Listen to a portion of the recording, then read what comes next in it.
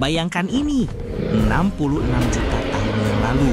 Tanah bergetar, seekor T-Rex lapar mengincar mangsanya, sekelompok manusia purba yang lari tunggang langgang menyelamatkan diri. Adegan epik yang sering kita lihat di film kan? Nah, sekarang gue kasih spoiler alert terbesar dalam sejarah. Itu semua bohong besar, hoax tingkat dewa. Literally gak pernah terjadi. Yo, what's up time travelers? Selamat datang di channel yang bakal ngebongkar semua miskonsepsi prasejarah. Hari ini kita bakal jawab pertanyaan paling fundamental. Emang manusia pernah cil bareng dinosaurus? Seberapa tinggi badan kita waktu itu? Dan siapa yang menang kalau T-Rex lawan asteroid? Let's dig in!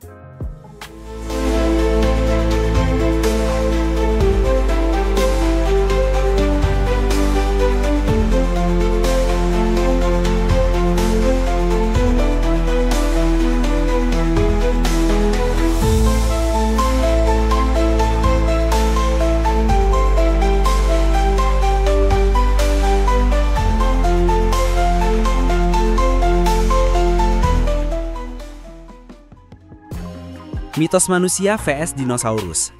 Oke, kita lurusin dulu ya. Pertanyaan apakah manusia hidup di zaman dinosaurus? Jawabannya adalah tidak sama sekali. Nggak deket, nggak nyerempet, bahkan nggak satu kode pos. Jarak waktu antara dinosaurus non-burung terakhir yang punah sama manusia modern Homo sapiens pertama yang muncul itu sekitar 65,7 juta tahun. Biar kebayang nih, seluruh sejarah peradaban manusia yang kita tahu dari zaman piramida sampai sekarang itu cuma sekitar 5.000 tahun. Nah, 65,7 juta tahun itu 13.000 kali lebih lama dari itu. Jadi, kalau ditanya seberapa tinggi manusia zaman itu? Jawabannya, setinggi imajinasi lo aja bro. Karena manusianya nggak ada. Gimana kehidupan mereka? Ya nggak gimana-gimana, orang nggak eksis. Terus, siapa dong yang ada waktu itu? Nenek moyang kita? Iya, tapi jangan bayangin wujudnya kayak kita. Nenek moyang mamalia kita itu bentuknya lebih mirip tupai yang lagi ngumpet. Mereka itu makhluk kecil, aktifnya malam-malam, dan kerjaannya cuma satu. Jangan sampai keinjek sama Brachiosaurus. Mereka adalah figuran di filmnya para dinosaurus. Tur singkat era Mesozoikum, zaman nongkrongnya dinosaurus. Era dinosaurus ini namanya era Mesozoikum, yang berlangsung total 186 juta tahun.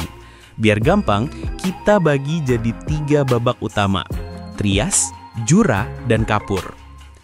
Periode Trias, The New Game Plus Era, 252 sampai 201 juta tahun lalu. Bayangin, bumi baru aja kena riset massal. Sebuah kepunahan dahsyat yang disebut The Great Dying musnahin 90% kehidupan. Nah, Trias ini adalah masa pemulihan. Semua daratan nyatu jadi satu superkontinen bernama Pangea. Iklimnya panas, kering, kayak lagi di dalam oven raksasa. Dinosaurus pertama mulai muncul di sini, tapi mereka masih noob. Ukurannya kecil dan masih harus saingan sama reptil-reptil lain yang lebih sangar. Periode Jura, The Glow Up Era, 201 sampai 145 juta tahun lalu. Nah, di sini nih pestanya dimulai. Pangea mulai pecah, iklim jadi lebih lembab dan bumi jadi ijo royo-royo penuh hutan lebat. Makanan melimpah dan dinosaurus pun mengalami glow up gila-gilaan. Ini zamannya para raksasa. Ada sauropoda kayak Brachiosaurus dan Diplodocus yang lehernya panjang banget, bisa buat nyolong mangga tetangga dari 5 rumah jauhnya. Ada juga Stegosaurus yang punggungnya kayak ada hiasan buat 17-an. Predator puncaknya, Allosaurus, T-Rex versi KW Super pada masanya. Periode Kapur, The Season Finale Era, 145 sampai 66 juta tahun lalu. Ini adalah babak terakhir sekaligus puncak kejayaan dinosaurus. Para A-listers Hollywood prasejarah muncul di sini. Tyrannosaurus Rex, sang raja predator, Triceratops, si badak bertanduk 3, dan Ankylosaurus yang badannya kayak tank tempur. Benua-benua udah mulai mirip kayak sekarang, dan iklimnya masih hangat banget. Tapi, ada satu perubahan kecil yang bakal jadi game changer. Munculnya tumbuhan berbunga. Ingat ini, penting buat nanti. Hari kiamat dinosaurus. Jadi apa yang bikin para raksasa ini punah? cuma asteroid? Well, ceritanya lebih rumit. Ini bukan cuma satu pukulan, tapi combo maut. Pukulan pertama, bumi lagi sakit. Jauh sebelum asteroid datang, bumi udah batuk-batuk. Di India ada letusan gunung berapi supermasif yang berlangsung ratusan ribu tahun. Namanya Deccan Traps. Letusan ini ngebanjirin separuh India pakai lava dan mompa gas beracun ke atmosfer. Akibatnya apa? Pemanasan global, hujan asam, dan ekosistem global udah stres berat.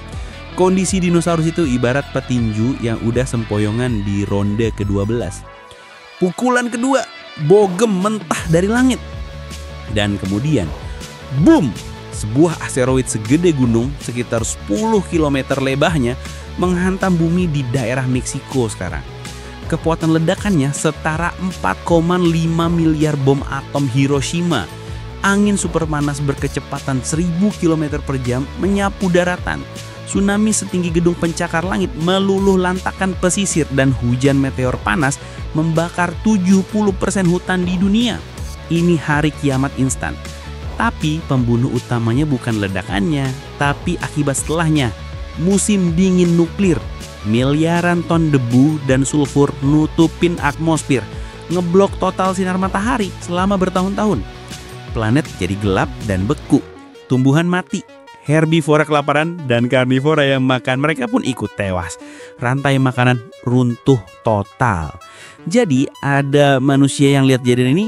Nggak ada lah sob. Kalaupun ada mungkin itu sudah jadi akhir juga bagi para manusia guys. Fajar era baru dan lahirnya kita. Dunia setelah kiamat itu sepi.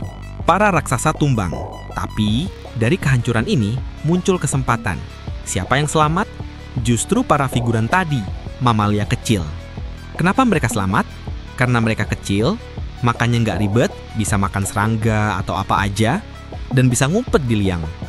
Saat dunia jadi neraka, gaya hidup mereka yang low profile justru jadi tiket buat bertahan hidup. Dengan hilangnya para dinosaurus, planet ini kayak kanvas kosong.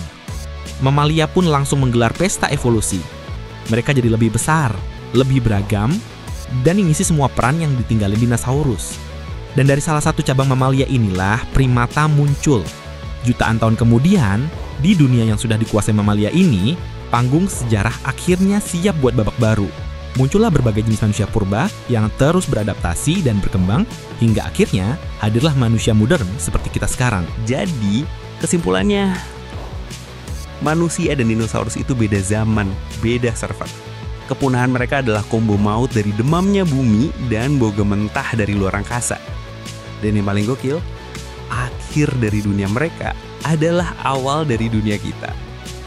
Jadi lain kali lo lihat fosil T-Rex di museum, jangan lupa bilang, makasih bro. Karena kalau bukan karena hari paling sial dalam hidup mereka, kita semua mungkin gak akan pernah ada di sini buat tonton video ini. Peace out.